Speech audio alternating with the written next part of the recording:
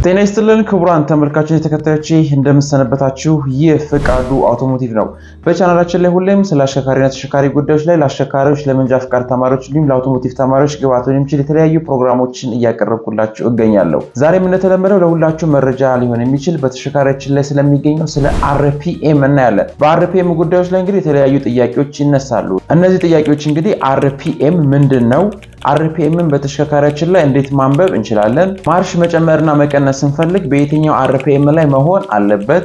እንዲሁም ደግሞ አርፒኤም ለምን ፍላክቹዌት ያደርጋል ወይንም ምን አይነት መልእክቶችን ያስተላልፋል የሚሉ እነዚህ አራት ጥያቄዎች እየመለስን እንሄዳለን ማለት ነው። አዲስ ከሆናችሁ ሰብስክራይብ አድርጉ። ሐሳብ አስተያየት ጥያቄ ስለ ኮሜንት ሴክሽን ላይ አስቀምጡ። ለሁሉም ደርስ ላይክ ሼር አድርጉ። እንደዚህ አይነት መረጃዎችን በመለቀበት ሰዓት ኖቲፊኬሽን እንዲደርሳችሁ የደወል ምልክቷን ተጫኑ። የመጀመሪያውን እንግዲህ ስናይ አርፒኤም ምን ማለት ነው የሚለውን ነገር እናያለን። በተሽከርካሪያችን ሞተር ውስጥ ቤንዚል ሲሆን አየርና ነዳጅ፣ ናፍጣ ደግሞ ሲሆን አየር ብቻውን ሆኖ ታምቆ ቤንዚል መኪና ላይ በካንዴላ አማካኝነት እሳት ሲረጭ፣ ናፍጣ መኪኖች ላይ ደግሞ በኢንጀክተር ኖዝል ወይ ደግሞ በኢኛቶሪ አማካኝነት ነዳጅ ኮምበስሽን ቻምበሩ ሲረጭ ፍንዳታ ይፈጠራል ወይ ደግሞ ግፊት ይፈጠራል። ያ ፍንዳታና ግፊት ፒስተን የሚባለው የተሽከርካሪያችንን ክፍል ወደ ታች ይወረውረዋል። በዚህ ጊዜ ክራንክሻፍቱን ያሽከረክረዋል።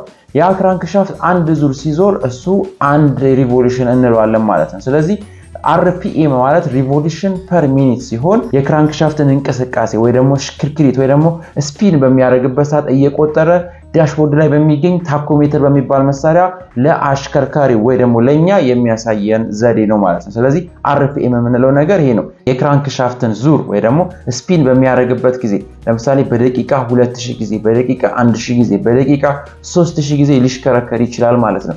ያችን እየቆጠረ በዳሽቦርዳችን ላይ በሚገኝ ታኮሜትር በሚባል መሳሪያ ያሳየናል ማለት ነው። ስለዚህ አርፒኤም የምንለው ነገር በተሽከርካሪያችን ሞተር ውስጥ ካሉት የሞተር ዋና ዋና ክፍሎች ውስጥ ክራንክሻፍት በሚንቀሳቀስበት ጊዜ ወይ ደግሞ የሚያደርገውን ዙር በተሽከርካሪያችን ዳሽቦርድ ላይ የሚያሳየን ዘዴ ነው ማለት ነው። ሌላኛው ሁለተኛው በአርፒኤም ጉዳይ ላይ ደግሞ የሚነሳው ጥያቄ ስለ ታኮሜትር ወይ ደግሞ አርፒኤም እንዴት ማንበብ እንደምንችል ነው። በተሽከርካሪያችን ጋቢናችን ውስጥ ዳሽቦርድ አለ። እዛ ዳሽቦርድ ላይ ከስፒዶሜትር ቀጥሎ ታኮሜትር የሚባል ነገር አለ። ይህ ታኮሜትር 0 ብሎ 1 2 3 4 እያለ እስከ 8 ሊሄድ ይችላል ወይ ደግሞ 0 ብሎ 10 20 30 40 እያለ እስከ 80 ድረስ ሊሄድ ይችላል። እዛው ታኮሜትሩ ላይ ደግሞ አንድ ኒድል አለች የምትንቀሳቀስ ጌጅ ማለት ነው። ሶስተኛ ላይ ደግሞ እዛው ታኮሜትር ላይ ሲባዛ በ1000 አር ፐር ኤም ወይ ደግሞ ሲባዛ በ100 አር ፐር ሚኒት የሚል ነገር ይኖራል ማለት ነው። ስለዚህ እነዚህን እንግዲህ አቀናጅተን በማንበብ የኢንጂናችንን አርፒኤም ማወቅ እንችላለን ማለት ነው። ለምሳሌ ተሽከርካሪያችን ሞተሩ ጠፍቶ ከሆነ ኒድሏ ወይ ደግሞ ያቺ ቀስቷ 0 ላይ ነው የሚያሳየው። ልክ ግን ሞተሩን ስናስነሳት ያቺ ኒድል መነሳት ትጀምራለች ማለት ነው። ተነስታ ልክ 1 ላይ ከሆነ ለምሳሌ ከዛ በኋላ ታኮሜትሩ ላይ ሲባዛ 1000 ካለ አንድን ሲባዛ በ1000 ማለት ነው። ያ ማለት ነው ክራንክሻፍቱ በደቂቃ ውስጥ 1000 ጊዜ እየተሽከረከረ ወይ ደግሞ ሪቮልቭ እያደረገ ነው ማለት ነው። የተወሰነ ደግሞ ነዳጅ ደገፍ በምናደርግበት ሰዓት ደግሞ 1.5 ወይ ደግሞ 2 ወይ ደግሞ 3 ላይ ሊሄድ ይችላል። በዚህ ጊዜ ያቺ ኒድል የሄደችበትን ቁጥር ሲባዛ በ1000 እናደርገዋለን። ለምሳሌ 3 ላይ ከሆነ 3 ሲባዛ በ1000 3000 ጊዜ ነው። 3.5 ላይ ደግሞ ከሆነ 3.5 ሲባዛ በ1000 3500 ጊዜ ኢንጂናችን ክራንክሻፍት እየተሽከረከረ ነው ማለት ወይንም አርፒኤሙ 3500 ላይ ነው ማለት እንችላለን ማለት ነው። ሁለትም ከሆነ 2000 ነው ማለት እንችላለን ማለት ነው። አንዳንድ ተሽከርካሪዎች ላይ ደግሞ 10 20 30 እያለ ይሄዳል። ለምሳሌ 10 ላይ ከሆነ 10 ሲባዛ በ100 ይላል እሱኛው ላይ ደግሞ ማለት ነው። እንደዛኛው 1000 አይደለም ሲባዛ በ100 ነው የሚለው። ስለዚህ 10 ሲባዛ በ100 1000 ጊዜ፣ 20 ሲባዛ በ100 2000 ጊዜ፣ 30 ሲባዛ በ100 3000 ጊዜ እየተሽከረከረ ነው ማለት። ስለዚህ አርፒኤምን የምናነበው ልክ በእንደዚህ አይነት ሁኔታ ነው ማለት ነው። አንዳንድ ተሽከርካሪዎች ላይ ሲባዛ በ1000፣ አንዳንድ ተሽከርካሪዎች ላይ ደግሞ ሲባዛ በ100 ይኖራል። ያንን እያየን ካለው ቁጥር ጋር ያባዛን አርፒኤሙን ማወቅ እንችላለን ማለት ነው። ስለዚህ አርፒኤሙ ከፍ ዝቅ የሚለው በምንሰጠው የነዳጅ ልክ ነው። ነዳጅ በምንሰጥበት ሰዓት አርፒኤሙ በጣም ከፍ እያለ ይሄዳል፣ ስንቀንስለት ደግሞ እየቀነሰ ይሄዳል ማለት። ስለዚህ አርፒኤም ማንበብ የምንችለው ልክ በእንደዚህ አይነት ሁኔታ ነው። ከዚሁ ከአርፒኤም እንዴት እናንብብ ከሚለው ርዕስ ሳንወጣ ተሽከርካሪያችን ነዳጅ በጣም እየሰጠ ነው በምንሄድበት ሰዓት አርፒኤሙ ወደ ከፍተኛ ሁኔታ እየሄደ ይሄዳል። ይሄም እንግዲህ አሁን በምስሉ ላይ እንደምታዩት ሬድ ዞን ውስጥ ይገባል ወይ ደግሞ ቀይ ውስጥ ይገባል ማለት ነው። ይሄ ለኛ ማስጠንቀቂያ ነው ማለት ነው። ከዚህ በላይ ግን ከሄደ ሌሎች ፖቴንሻል ዳሜጅ ተሽከርካሪያችን ላይ ሊያመጣ ይችላል። የተሽከርካሪያችን ክራንክሻፍት ከመጠን በላይ የሚሽከረከርበት ጊዜ ክራንክሻፍቱን ከብሎኩ ጋር ወይንም ክራንክሻፍቱን ከኮኔክቲንግ ሮድ ወይንም ቤላ ጋር የሚያገናኝ የተለያዩ ቤሪንጎች ሊበላሹ ይችላሉ። ቫልቮች ሊሰበሩ ወይንም ሊጣመሙ ይችላሉ። ስለዚህ ከፍተኛ ጉዳት ስለሚያመጣ ሬድ ዞን ላይ ሊደርስ ከሆነ በፍጥነት ነዳጃችንን መልቀቅ ይኖርብናል። ያ ሬድ ዞን የተዘጋጀው ሌሎች ዳሜጆች ከማምጣታችን በፊት እንድንጠነቀቅ ነው ማለት። ስለዚህ አርፒኤም ማንበብ ማለት ልክ በእንደዚህ አይነት ሁኔታ ልናነበው ይገባል። ሌላኛው አርፒኤምን በተመለከተ የሚነሳው ጥያቄ በየትኛው አርፒኤም ላይ የትኛው ማርሽ ልጨምር ወይ ደግሞ እንዴት አድርገን ማርሻችን እንቀያየር የሚል ጥያቄዎች ይነሳሉ። ይሄ እንግዲህ ለአሽከርካሪዎች እጅግ በጣም ወሳኝ የሆነ ጥያቄና መልስ ነው ማለት ነው። የተሽከርካሪያችንን ማርሽ ለመቀየር የተሽከርካሪው አይነት ወሳኝነት ይኖረዋል። ለምሳሌ 3000 ላይ ወይንም 2000 ላይ ወይንም 2500 ላይ ይቀየር ማለት ስፔሲፊክ የሆነ መኪናውን ማወቅ ያስፈልጋል። ነገር ግን ሬንጁን እና ምን ማየት አለብን የሚለውን ነገር ተሽከርካሪያችን ማርሽ በምንቀይርበት ጊዜ ለምሳሌ ሜዳማ ቦታዎች ላይ የምናሽከረክር ከሆነ ጭነት ካልጫነን የተለመደ አነዳድ ወይንም ከፍተኛ ፍጥነት የሌለበት አነዳድ የምንጠቀም ከሆነ ሬንጃቸው ከ2000 እስከ 3000 አርፒኤም ሲሆን ማርሻችንን ብንጨማምር የተሻለ ፍጥነት የተሻለ ጉልበት እንዲሁም ነዳጅ ቆጣቢ የሆነ አነዳድ ስልትን ልንከተል እንችላለን ማለት ነው። ለምሳሌ አንዳንድ ተሽከርካሪዎች ልክ 2000 ላይ አርፒኤማቸው ሲደርስ ከአንደኛ ማርሽ ሁለተኛ ማርሽ ልክ እንደዛው ነዳጅ እየሰጠ ነው ደግሞ ስንሄድ ልክ 2000 ላይ ሲደርስ ከሁለተኛ ማርሽ ወደ ሶስተኛ ማርሽ ልክ እንደዛው አሁንም ነዳጅ እየሰጠን ስንሄድ ልክ 2000 ላይ ሲደርስ ከሶስተኛ ማርሽ ወደ አራተኛ ማርሽ ብንቀይር ጥሩ ጉልበት ማግኘት እንችላለን። ነዳጅ ቆጣቢ የሆነ እንዲሁም ደግሞ ሞተሩ ሳይጨናነቅ ማሽከርከር እንችላለን። ስለዚህ አብዛኛው የተሽከርካሪዎች ከ2000 እስከ 3000 ላይ ቢሆን ጥሩ ጉልበትና ፍጥነት እንዲሁም ነዳጅ ቆጣቢ ማሽከርከር ስልት እንድንከተል ሊረዳን ይችላል። ያንን ማርሽ ደግሞ መቀነስ ስንፈልግ ለምሳሌ አራተኛ ማርሽ ወይ ደግሞ አምስተኛ ማርሽ ላይ ሆነን አርፒኤማችን እየወረደ የሚሄድ ከሆነ ወይንም ከ2000 በታች ወይንም ወደ 1500 የሚጠጋ ከሆነ ከአምስተኛ ማርሽ ወደ 4 እንቀንሰዋለን። የዛን ጊዜ አርፒኤሙ ከፍ ይላል። አሁንም እየቀነሰ የሚሄድ ከሆነ ከ2000 በታች ወይንም 1500 እና ከዛ በታች እየተንቀሳቀሰ ከሆነ ከአራተኛ ማርሽ ወደ ሶስተኛ ማርሽ ከሶስተኛ ማርሽ ወደ ሁለተኛ ማርሽ እየቀነሰን አርፒኤማችን በ2000 እና በ3000 መካከል ሆኖ ማሽከርከር ይገባናል ማለት። ስለዚህ ማርሽ ስንቀይርም ይሁን ማርሽ ስንጨምር አርፒኤማችን እያየን መሆን ይኖርበታል። ማርሻችንን ገና እየጨማመርን አርፒኤሙ ልክ እንደዛው እየጨመረ ከሆነ ማርሹን እየጨመርን እንሄዳለን እንደ መንገዱ ሁኔታ የሚያስነዳን ከሆነ ማለት ነው። ልክ ግን አርፒኤሙ ግን እየቀነሰብን የሚሄድ ደግሞ ከሆነ ልክ እንደዛው ማርሹን እየቀነስን እንሄዳለን ማለት። ስለዚህ ማርሻችንን በኖርማል አነዳድ ያልጫነ ተሽከርካሪ ሜዳማ ቦታ ላይ ስናሽከረክር ልክ በእንደዚህ አይነት ሁኔታ መሆን ይኖርበታል ማለት ነው። ነገር ግን አግሬሲቭ የሆነ አነዳድ ወይ ደግሞ ሃርድ አክሰለሬሽን ወይ ደግሞ ፐርፎርማንስ የሚያስፈልገው የማሽከርከር ስልት የምንጠቀም ከሆነ ግን ከ3500 እስከ 4500 እዛም በጣም ባይደርስ ከ3500 እስከ 4500 እያደረስን ነው ጥርሱን ወይ ደግሞ ማርሹን እየጨመርን ብንሄድ የተሽከርካሪያችን ፍጥነት በከፍተኛ ሁኔታ ይጨምራል ማለት። ስለዚህ ሃርድ አክሰለሬሽን የምንፈልግ ከሆነ ለምሳሌ በከፍተኛ ፍጥነት ሃይዌይ ላይ መንዳት የምንፈልግ ከሆነ ተሽከርካሪ መቅደም ብንፈልግ ኢመርጀንሲ ነገሮች ኖሮ ፈጥነን ከዛ ቦታ ላይ መሮጥ ወይ ደግሞ ተሽከርካሪያችን በፍጥነት መንዳት የምንፈልግ ከሆነ አርፒኤሙ ከፍ እናደርገዋለን ማለት ነው። ቅድም ከ2 እስከ 3000 ያለው ለመደበኛ አነዳድ ነው። ስለዚህ በከፍተኛ ፍጥነት ለማሽከርከር ለውድድር እንዲሁም ደግሞ ከፍተኛ ጉልበት ማግኘት ስንፈልግ አርፒኤማችን እጅግ በጣም ከፍ እናደርገዋለን ማለት ነው። ከ3500 እስከ 4500 ድረስ አድርገን ማርሻችንን ብንቀያየር ጥሩ ጉልበት ጥሩ ፍጥነት እንዲሁም ጥሩ የሆነ አክሰለሬሽን ማግኘት እንችላለን። አሁንም ግን መጠንቀቅ ያለብን ነገር ሬድ ዞን ውስጥ በፍጹም መግባት የለበትም። ሬድ ዞን ውስጥ ከገባ ሞተራችን ላይ ጉዳቶችን ያመጣል ማለት ነው። በአጠቃላይ የተሽከርካሪያችንን ማርሾች ለመጨመርና ለመቀነስ አርፒኤም እጅግ በጣም ወሳኝ ነገር ነው። አርፒኤም የሌላቸው ተሽከርካሪዎች በስፒድ ልንጠቀም እንችላለን፣ ድምፁን እየሰማን ልንጠቀም እንችላለን። ነገር ግን እንደ አርፒኤም ኢፌክቲቭሊ ሊጠቅመን አይችሉም ማለት። ስለዚህ አርፒኤም የተሽከርካሪያችንን ማርሽ ለመጨመር እንዲሁም ለመቀነስ ጥሩ ጉልበት ለማግኘት ጥሩ ፍጥነት ለማግኘት አርፒኤም እጅግ በጣም ወሳኝ ጥቅሞች ይኖሩታል ማለት ነው። አርፒኤምን በተሽከርካሪያችን ላይ በአግባቡ ለመጠቀም 3 መሰረታዊ ነገሮችን ማወቅ ይኖርብናል። የመጀመሪያው ምንድነው? ኢንጂን ታይፓችን ነው። የተሽከርካሪያችን ሞተር ምንድነው? ቤንዚን ነው? ናፍጣ ነው? ኢንጀክሽን ታይፕ ነው? ካርቡሬተር ነው?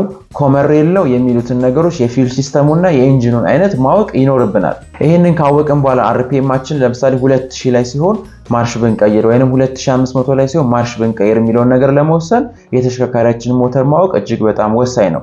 ሌላኛው ደግሞ ቬሂክል ሎድ ነው። ተሽከርካሪያችን ላይ ምን ጭነናል ነው። ተሽከርካሪያችን ላይ ምን ጭነን እየተንቀሳቀስን ነው ወይንም ተሽከርካሪያችን ምን እየጎተተ ነው የሚለውን ነገር ማወቅ ይኖርብናል።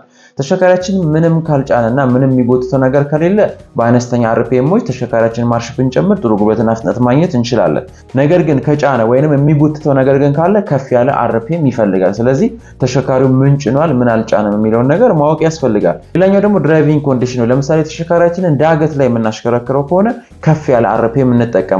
ለምን? ሞር ጉልበት ስለሚያስፈልግ አርፒኤማችንን ከፍ እያደረግን ማርሾችን እየቀየርን እንሄዳለን። ዳገት ሲባል ሁሌም ዳገት ሲባል አቀበት ነገር ከሆነ ማለት ነው። ዳገት ላይ በከባድ ማርሽ ነው የሚነዳው። ነገር ግን ኮንቲኒዩስ የሆነ የተወሰነች አቀበት ነገር ከሆነች ማርሻችንን አርፒኤሙን ከፍ እያደረግን እንጨምራለን። ቁልቁለት ደግሞ ሲሆን በአነስተኛ አርፒኤም ብዙ ስለማያስፈልግ፣ ምክንያቱም ቁልቁለቱ ራሱ አንደርድሮን ስለሚሄድ ብዙ አርፒኤም አያስፈልግም።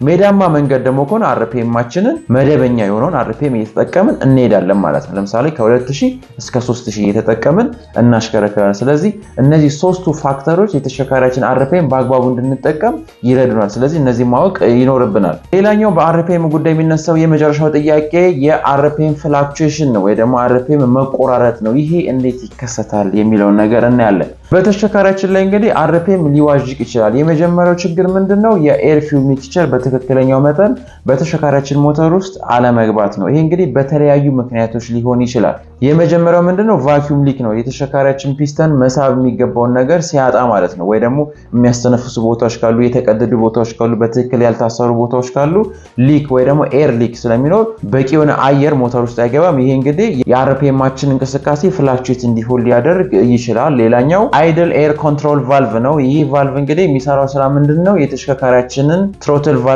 ቦዲውን የሚከታተልልን ክፍል ነው ማለት ነው። ይሄ ትሮትል ቫልቭ ከቆሸሸ ብልሽት ካለው በቂ የሆነ አየር አይገባም። ካለመግባቱም በላይ ደግሞ ፎልስ የሆነ ኢንፎርሜሽን ለኢሲዩ ስለሚሰጠው የተሽከርካሪያችን አርፒኤም ፍላክቹዌት ሊያደርግ ይችላል። ሌላኛው ደግሞ ማስ ኤር ፍሎ ሴንሰር ወይ ደግሞ ማፍ ሴንሰር የሚባለው ሴንሰር ችግር ሲያጋጥመው፣ ለምሳሌ ብልሽት ሲኖር፣ መቆሸሽ ሲኖር በትክክል ወደ ተሽከርካሪያችን ሞተር ውስጥ የገባውን አየር ካልኩሌት አድርጎ ወይ ደግሞ ፍሎውን በትክክል ለኢሲዩ ወይንም ለኮምፒውተራችን ስለማይሰጥ ያኛውም ፍላክቹዌት እንዲያደርግ ሊያደርግ ይችላል። ሌላኛው ደግሞ ክሎግድ ፊውል ኢንጀክተር ነው ወይ ደግሞ ኢንጀክተር ኖዝል ወይንም ኢኛቶሪ የምንለው ነገር ነው።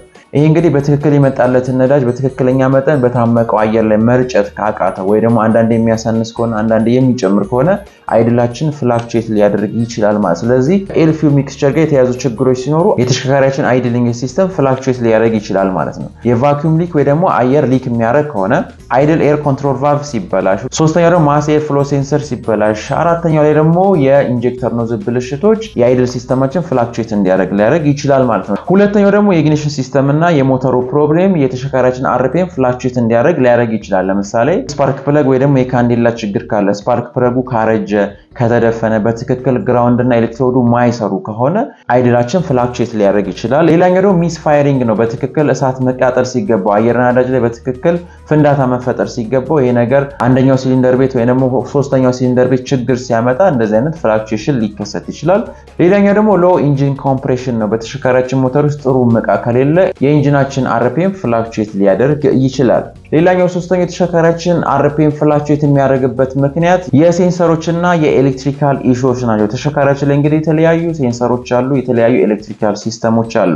የእነሱ እንግዲህ ብልሽት ሲኖር የተሽከርካሪያችን ሞተር አርፒኤሙ ፍላክቹዌት ሊያደርግ ይችላል። ለምሳሌ የትሮትል ፖዚሽን ሴንሰር ነው። ትሮትል ፖዚሽን ሴንሰር የተሽከርካሪያችን አየር ማስገቢያ ፓይፕ ወይ ደግሞ ምጣዷ ምን ያክል እንደተከፈተች ለኢሲዩ ነግሮ ኢሲዩ ደግሞ ለገባው አየር የሚመጥን ነዳጅ እንዲረጭ የሚያደርግበት ሴንሰሮች ናቸው ማለት ነው። የእነዚህ ሴንሰሮች መበላሸት፣ መቆሸሽ ወይ ደግሞ ትክክለኛ መረጃ አለመስጠት የተሽከርካሪያችን አርፒኤም ፍላክቹዌት እንዲሆን ያደርጋል። ሌላኛው ደግሞ የኦክሲጅን ሴንሰር ነው። የኦክሲጅን ሴንሰር በትክክል አየር ነዳጅ እንዳይቀላቀል ያደርጋል፣ ሲበላሽ ሲቆሽሽ ማለት ነው። ስለዚህ የኦክሲጅን ሴንሰርም የተሽከርካሪያችን አርፒኤም ፍላክቹዌት እንዲሆን ሊያደርግ ይችላል። ሌላኛው ደግሞ የኦልተርኔተር መበላሸት ወይም የዲናሞ መበላሸት ነው። ዲናሞ ወይም ኦልተርኔተር ሲበላሽ ትክክለኛውን ኤሌክትሪክ ኃይል ማመንጨት ስለማይችል፣ ይህ ትክክለኛ ኤሌክትሪክ ኃይል አልመነጨም ደግሞ ማለት ለፋየሪንግ ኦርደር ወይ ደግሞ እሳት ለማቃጠል በቂ የሆነ ኤሌክትሪክ አይሄድም ማለት ነው። ስለዚህ በዚህ ምክንያት የተሽከርካሪያችን አርፒኤም ፍላክቹዌት ሊያደርግ ይችላል ማለት ነው። ከዛም በተጨማሪ ደግሞ የተደፈነ አየር ማጣሪያ ሲኖር የሚገባ አየር መጠን በማነስ እና በመድፈን የተሽከርካሪያችን አርፒኤም ፍላክቹዌት ያደርጋል።